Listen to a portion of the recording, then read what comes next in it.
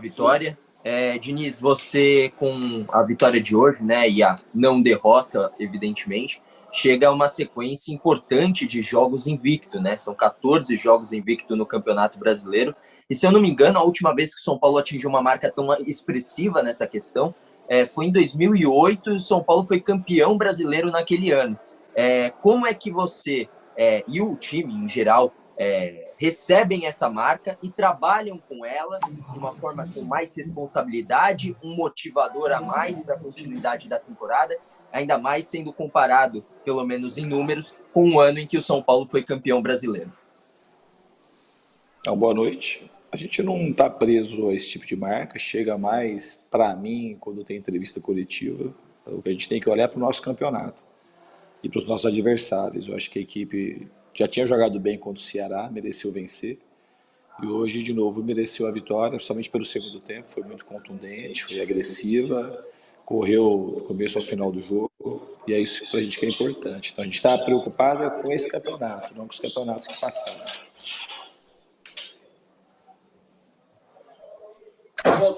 Vale, Rádio Bandeirantes.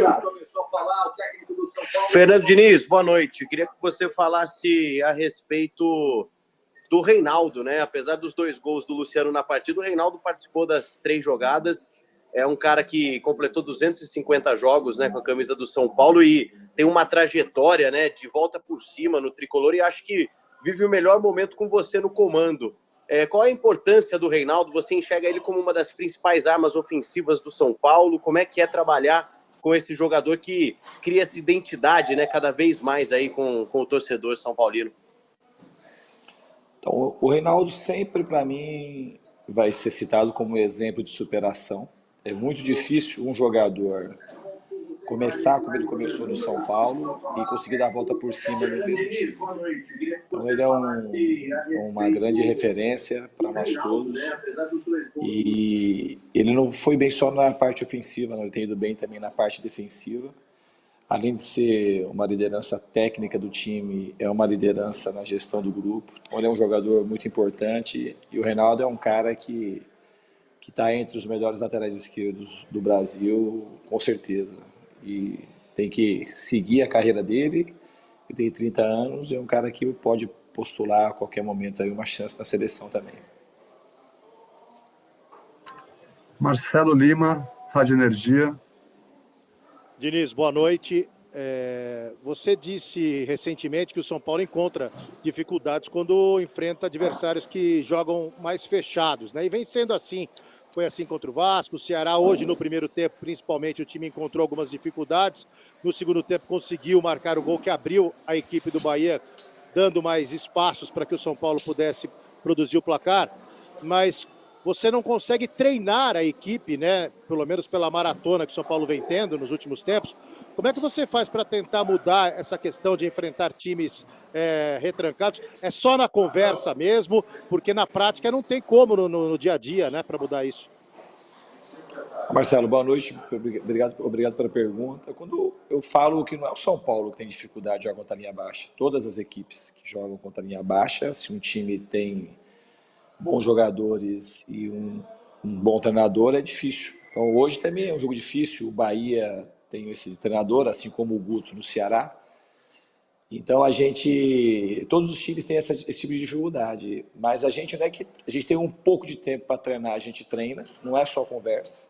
Tem pouco tempo, mas a gente usou ontem não só para recrear, para treinar alguma coisa, mostra vídeo, e a gente tem uma base de treinamentos para esse tipo de questão. Então a gente tem movimentos coordenados, quando a gente tem tempo para treinar eles ficam mais afinados, mas a equipe sabe jogar contra a linha baixa. É que é difícil você jogar contra adversários que marcam muito atrás.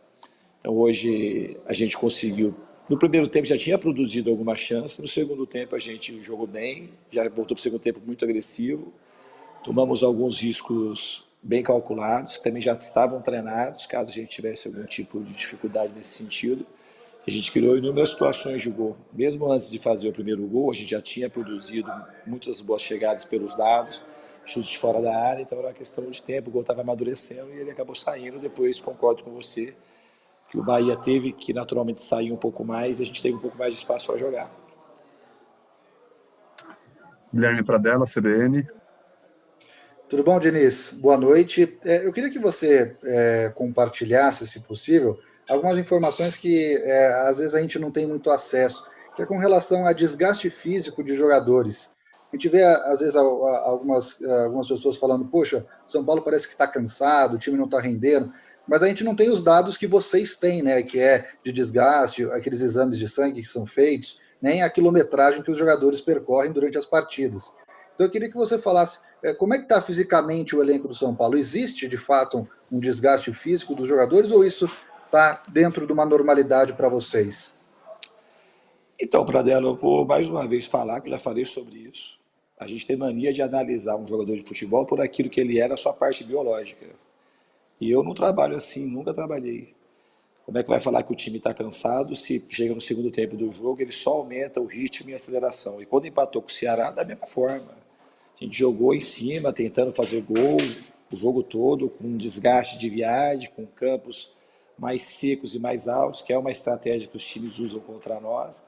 Então, pelo que está acontecendo no jogo, não é que hoje ganhou de 3-1 e o time mostrou que não tem isso do cansaço. O time está correndo, está produzindo muito, é um time que tem, provavelmente seja o menor índice de lesão do campeonato.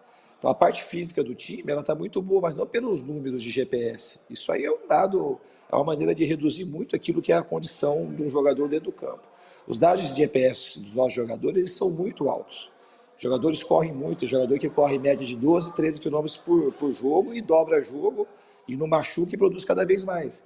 Esse mesmo questionamento já aconteceu no caso do Daniel, que se coloca, que se hoje o resultado de repente empata ou perde, volta a todos esses questionamentos que está muito longe da realidade, muito longe da verdade.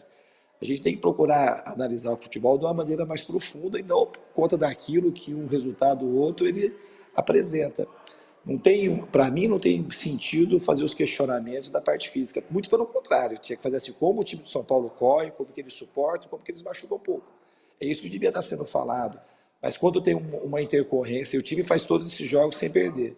Quando tem uma intercorrência que empata, quando achava que o lado de fora, os questionamentos aqui não era para ter empatado, tinha que ter vencido, a gente volta com as mesmas questões. Então, assim, eu espero que daqui para frente, tomara que não aconteça, ter um resultado adverso, a gente vai trabalhar muito para conseguir as vitórias e avançar com o time nas duas competições e conquistar os títulos que todo mundo quer.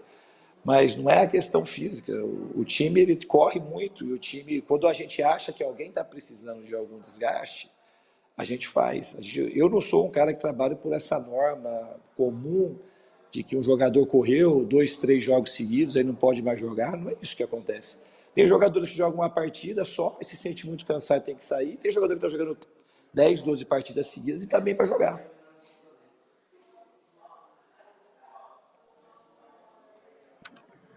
Felipe Ruiz, TV Globo. Boa noite, Diniz. Estávamos fazendo a transmissão do jogo aqui e foi possível ver que o São Paulo demorou um pouco mais para voltar para o segundo tempo. O Bahia já estava todo posicionado e o São Paulo demorou 17 minutos ali. Queria saber de você como foi a conversa, até porque você mudou peças, né? Você colocou o Luan para a zaga. Então, como foi a conversa? Se realmente teve um tempo de ajuste maior?